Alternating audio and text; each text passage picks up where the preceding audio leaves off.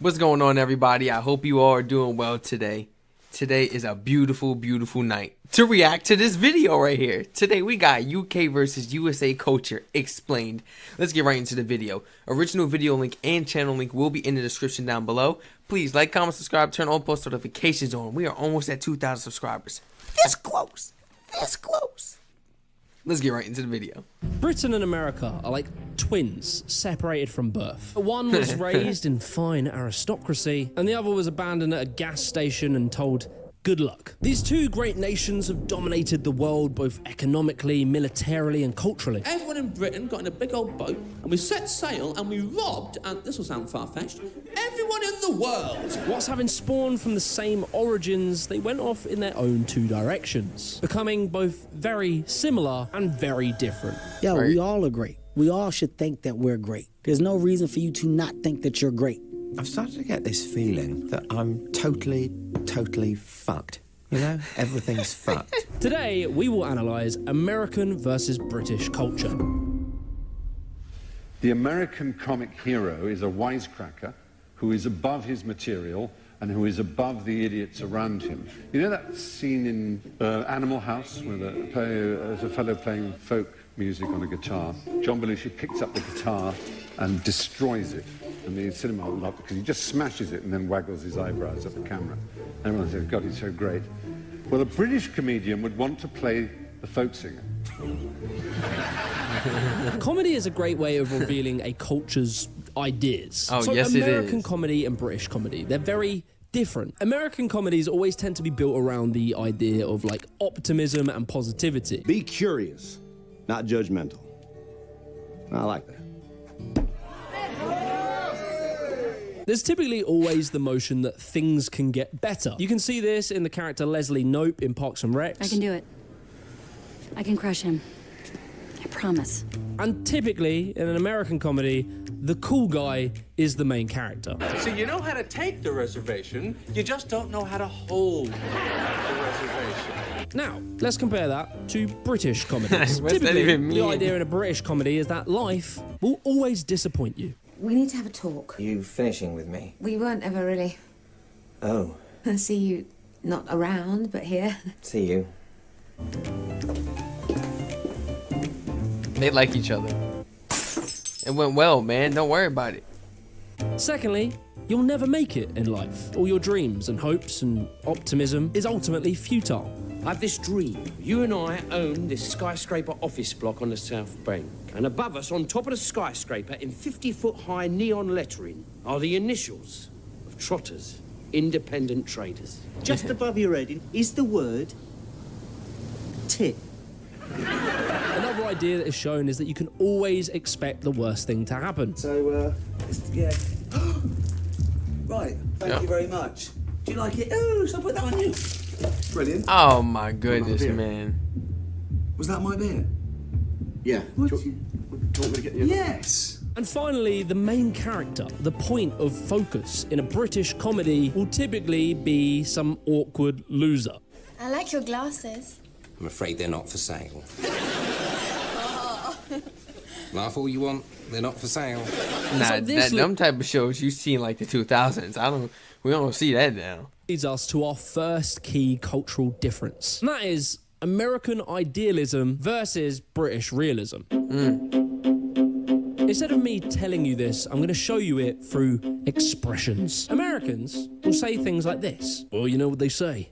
The sky's the limits. You miss 100% of the shots you don't take. Whereas in Britain, we'll say things like, got hope for the best, but expect the worst, mate. We literally have a thing called sod's law. What can go wrong will go wrong. And then let's say you have a situation where something is looking good. You've got an opportunity. Americans will say, when life gives you lemons, make lemonade. Whereas we'll literally say, well, old boy, don't count your chickens before they hatch. And then finally, if you're in America and you're... I like that. Thing called Just want to sod's hear law. what he said What one more can go time. wrong will go wrong. And then let's say you have a situation where something is looking good. You've got an opportunity. Americans will say, when life gives you lemons, make lemonade. Whereas Right. we'll literally say, well, old boy, don't count your chickens before they hatch. And then finally... I like that phrase, man. Life hands you lemons, make lemonade. That is nothing but greed when I hear that right there. Like, oh, Oh, I see. And then you start going crazy. I hear nothing but that's greed right there. But don't count your chickens. What was it again? Whereas we'll literally say, well, old boy, don't count your chickens before they hatch. Don't count your chickens before they hatch. Meaning, don't get too greedy. Don't get too excited now. Don't get ahead of yourself now, my friend. I like that right there. I like the way y'all think, man. We think alike, man. I'm not like these US people. I promise you, I'm not. And finally, if you're in America and your whole life is going terribly, is looking awful, Americans say, well, it's always darkest before dawn. In England, if everything's going well, we'll say, yeah, mate, but this is just the calm before the storm. So you might be wondering, why? Why do we have these very distinct attitude differences? Now stand aside, worthy adversary. Oh, man. Scratch. A lot of the British attitude can really be pointed to our very long and brutal history. We've had tons of wars and plagues and religious upheavals. All of these things have kind of led to British people sort of having doubt and distrust into the future. Like, yeah, it might be going well now, but tomorrow a swarm of Belgians might come over and behead us. Understanding our history gives us this cautiousness to being too optimistic about the future. As well, you have to combine the religious attitudes of the Church of England. The Church of England was very much a believer in the idea of original sin. The idea that humans have fallen from God, we're all inherently bad, although we do have the ability to be somewhat redeemed. This has engineered a sort of attitude of cautious optimism. We're not entirely 100% pessimists. All of this combined with the fact that our weather is pretty shit. Rain. I love the rain. Rain. Us Brits endure it on 199 days of every year. I You could love literally it. have a week of sunshine in England and think, you know what, this Saturday, let's go for a picnic with the family. And then because your dad showed some optimism in the weather, God will smite you with a torrential downpour for the next month.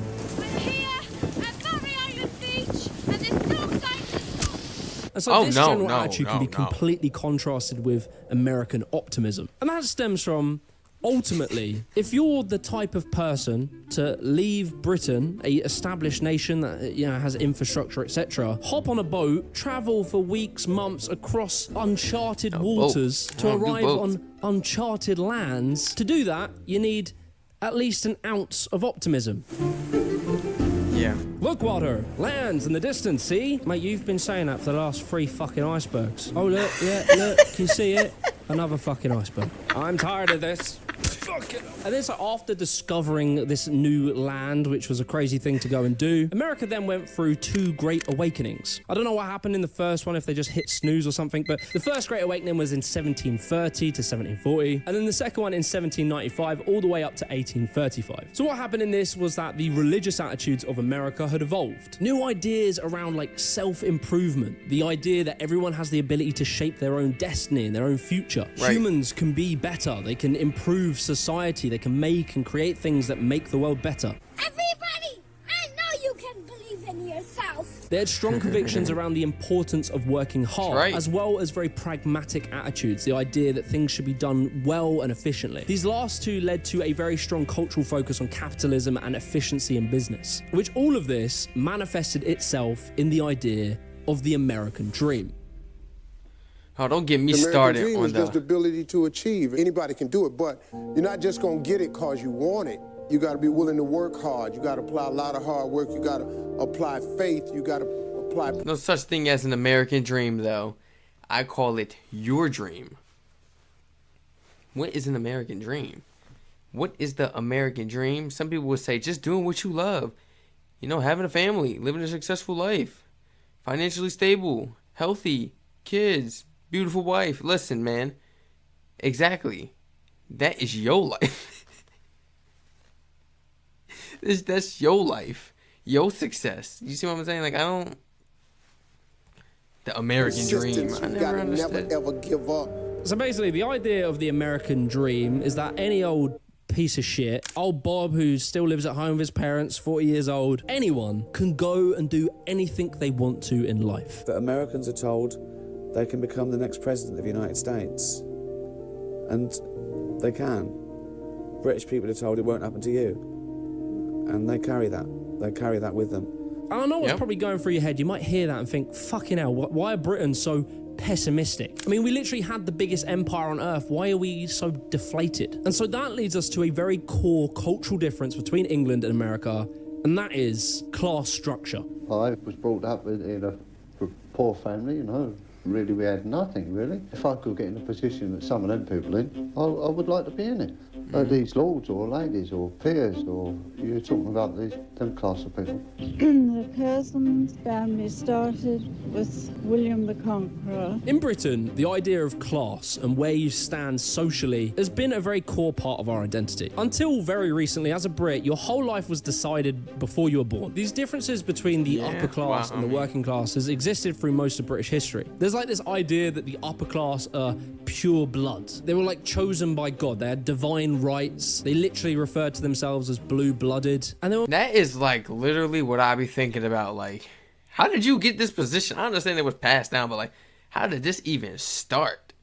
How did this even start for you to get to this very, very top position like that? And me and you are the same people. We human. Why do you have so much power?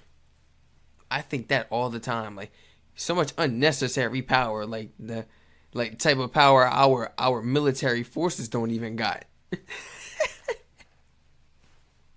Much better than the grunts working the coal mines to power their beautiful machinery. And so there's always been this attitude in England of like judgment between the classes. The upper class and the working class hate each other. And class is interesting because it's not just defined by wealth. We give dinner parties 2 or 3 times a week. This enables us to keep in touch with our wide circle of friends. We give a wine and cheese do once a month. This enables us to do it on the cheap. Her mother comes round Saturday nights and drinks my Guinness. This enables her to get drunk for nothing. Class is much deeper than simply wealth. It's the accent you talk in, the way you behave, the schools that you're educated in. If you're from Cambridge School of Witchcraft and Wizardry versus the community college in Shitham, literally everything you did would be defined by class. I think working class people in general feel this kind of thing weighing down upon them, and I can't put it into words of what it is, but I think people watching this will understand that you feel it pushing you down all the time. And so there's this understanding that there isn't much class mobility. If you are lower class, even if you got wealthy, you could never be upper class. There's no way. And so this kind of demoralization spawned a attitude in British people that things can't really get that much better. I'm always going to be judged from basically the background that I'm from. In America, as I explained with the American dream, Absolutely the right. attitude is that anyone can be anything. Americans love the love idea that of movie. the rags to riches story. The underdog archetype that you see in films like Pursuit of Happiness Love or The it. Founder. Class does exist in America, but it is very different. You're probably going to see more things between North and South divides and racial divides. But I do, as a British person, quickly want to make a caveat. The British people have never had like outright defeatism. British people will try in life. They'll try very hard, but we just don't like to get our hopes up. We are Right. optimistic, but just in a very cautious way. Like, Americans might aspire to be a millionaire CEO of a big tech startup, whilst British people will aspire to one day shop at Waitrose. My wife likes to shop at Waitrose. It's the middle class option. People who shop at Waitrose, they like to drop it into conversations. You know, sorry I'm late, I was just at Waitrose, just so everybody knows. So the explanation on the class system leads us to another point, which is politeness and expressiveness.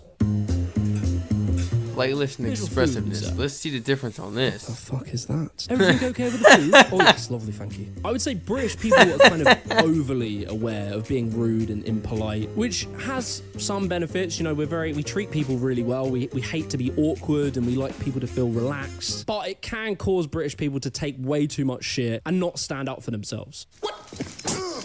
Oh!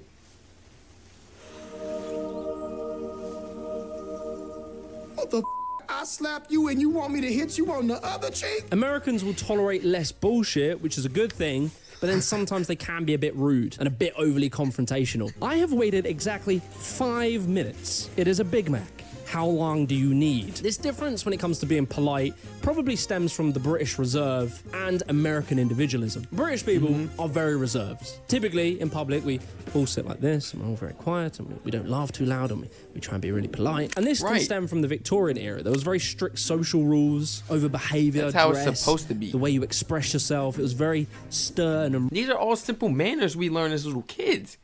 You know? Don't be yelling out loud in restaurants. Don't be throwing things.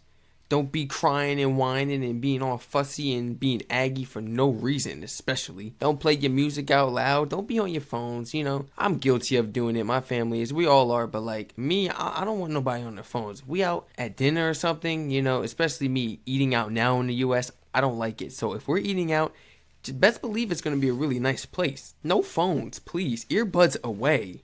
Earbuds away. We are dressed elegant and we are here, hands up on the table. We got the cloths on our lap.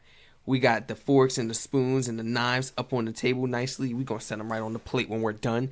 Yeah, I get real strict with it. Don't make me go down the list. I get strict with it. Rigid. The reason we tolerate so much shit is because we have the religious idea of turning the other cheek. As well, our probably over-awareness of people's personal space and being rude can probably stem from the fact that we live on a small island very closely together. We don't have a lot of space and we're all on top of each other. So we have a strong respect for people's personal space. Right. Okay. That should just come from anywhere. Some of it though. is the fact that the upper class social attitudes probably trickled down to the working class, where it's always seen as being a lower class thing to speak loudly and have bad manners and be overly confrontational. Can you come back in, please? Oh my God, this is well harassment. I'm going to take this to the court. Here in the U.S., maybe they think of it as a lower class, or they'll profile you as a black person, or if you're a Caucasian woman like this woman in the video right here we're seeing, they'll say, oh, she's a ghetto Caucasian woman because of the way she's rationally acting. Like, oh boy, I tell you, here in the U.S. Can you come back in, please? Oh my God, this is well harassment. I'm going to take this to the Court of European Rights. And so, British people have the attitude of a stiff upper lip, don't show emotion, and don't complain about your problems. Oh! That was fucking scary.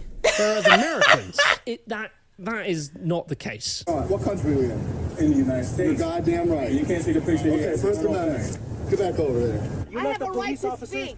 I have a right to speak. Deal with that. This is my right as much as it is yours. This is my land as much as it is yours.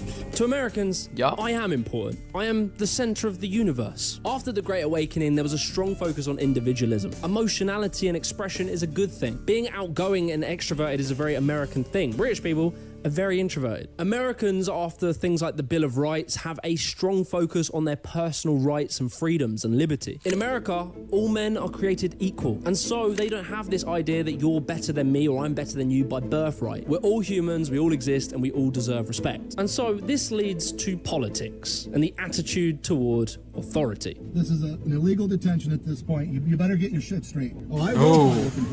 Yeah, I'm gonna go. Like, right as soon as we leave here. Am I not human to you, huh? You better get your ish straight.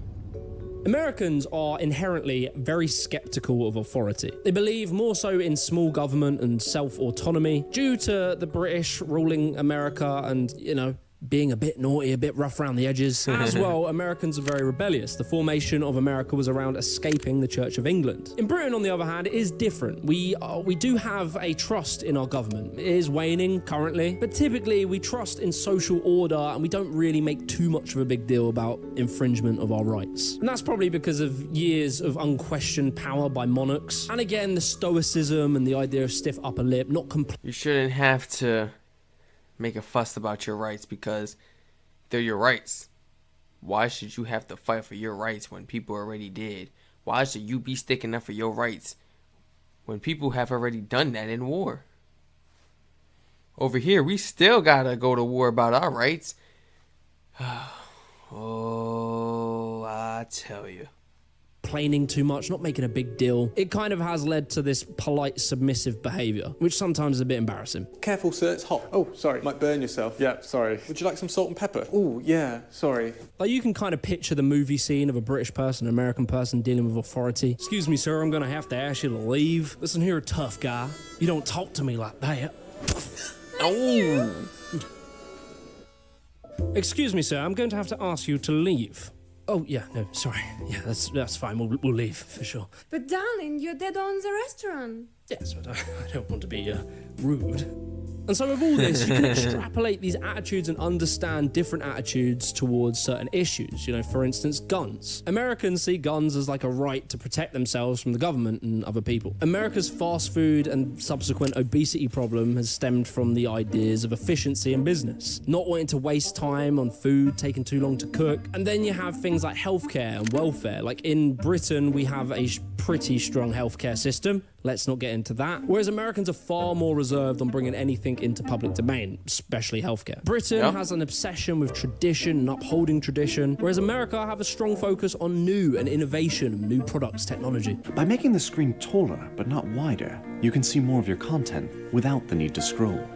We're making scrolling a thing. Oh, and so look, here we go. It probably British would. people and American people. I've made jokes, I've pointed out some bad things, but I want to say, and I think this is true, Americans and British people have a very deep mutual respect for each other. I think very much these days, ever since the war, we've had what has been dubbed a special relationship. I don't know if that's a gay thing or something, but whatever. As a Brit, I can say honestly, I really do love Americans. I love being around Americans. I really admire their confidence. They're so easy to talk to. They're very warm, open demeanors. British people can be very reserved at times. Excuse me, young man, is anyone sitting here? No. Would you mind if we sat here? No, it's fine. I'm Ronald. This is Pammy. Actually, you forgot to tell us your name. Peter. Peter! It can be pretty depressing talking with British people about the future and your ambitions. Whereas Americans are all patting you on the back saying, yeah, you can do it, bro. And I think Americans do appreciate British people as well. I love British people. Hello, my friend. Oh, what do you want to do in the future? You know me. I'm 5'7", 200 pounds. I want to go to the NBA, be starting point guard. I'm going up against Steph Curry. Oh, that's great, my friend. You sure you're going to make it, though? Because you're kind of short and kind of... Thank you for the honesty here in the U.S. Yeah, you're going to go. Oh, you're going to go, man. Follow your dreams.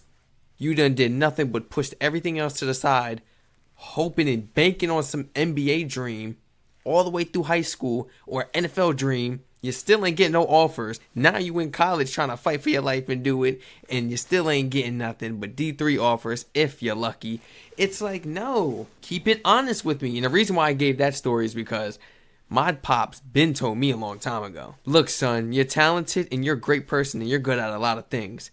But basketball just isn't one of those things. You're not going to the NBA. That's what he told me. We don't really bullshit ourselves. We're very honest. We know our strengths, but we also know our flaws. Often Americans see us as well-spoken and intelligent. And you can actually see our comedy has massively influenced modern American comedy. There's a lot more awkward, dry humor in American television now than there ever was in the past. And obviously, Americans fucking love our traditions. Arguably more than us.